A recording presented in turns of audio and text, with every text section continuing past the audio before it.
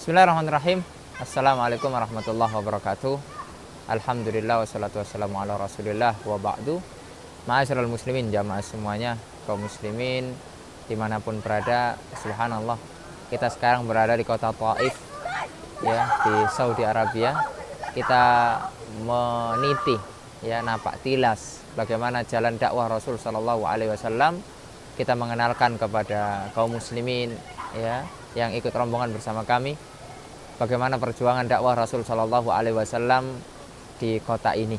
Ya, ketika itu Rasul Shallallahu Alaihi Wasallam mendakwakan Islam, ya, tentunya tidak dengan kekerasan, ya, beliau mendakwakan Islam dengan lembut, akan tapi, ya, qadarullah wa masyafa'al, beliau ditolak dakwahnya oleh penduduk Taif.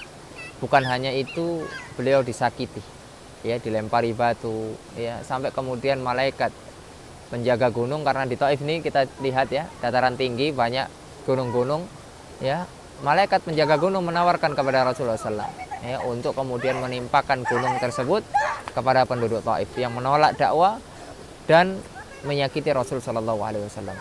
Akan tetapi kita saksikan akhlak, ya, kemudian begitu dalamnya pandangan beliau ke depan, ya, sabaran beliau tidak menuruti apa yang ditawarkan oleh para malaikat tersebut. Rasul Shallallahu Alaihi Wasallam memilih sabar, dan bukan hanya sabar tapi mendoakan, ya, ini luar biasa. Kalau kita memiliki sifat yang demikian, ya, ketika kita disakiti oleh seseorang, bukan hanya kemudian kita bersabar untuk tidak membalas, tapi kemudian kita mendoakan kebaikan untuk mereka agar mereka mendapatkan hidayah sebagaimana yang dilakukan oleh Rasul Shallallahu Alaihi Wasallam.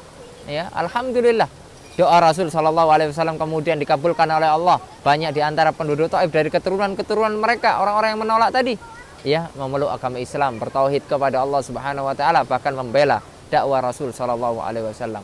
Dan kemudian setelah Rasulullah SAW, diutuslah para sahabat.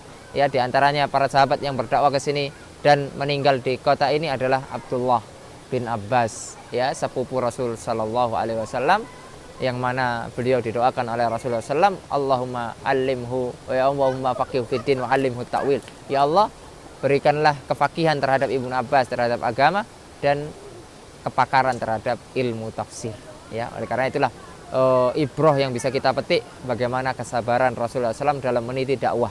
Oleh karena Allah mengatakan di dalam surat Al-Asr itu, ya, wa tawassau bil haqqi wa tawassau bis sabr. Dakwah kita terkadang tidak diterima oleh masyarakat, akan tapi kita harus sabar, ya, karena tidak semua orang bisa menerima dakwah kita, ya, dengan cepat, ya. Bisa jadi nanti diterima dakwah itu 10 tahun, 20 tahun, bahkan mungkin setelah kita wafat, kita tidak tahu. Yang paling penting kita berharap pahala Allah dari dakwah kita, kemudian kita terus berdoa, karena doa adalah sesuatu yang penting untuk membantu usaha kita, dakwah kita. Barakallahu fikum.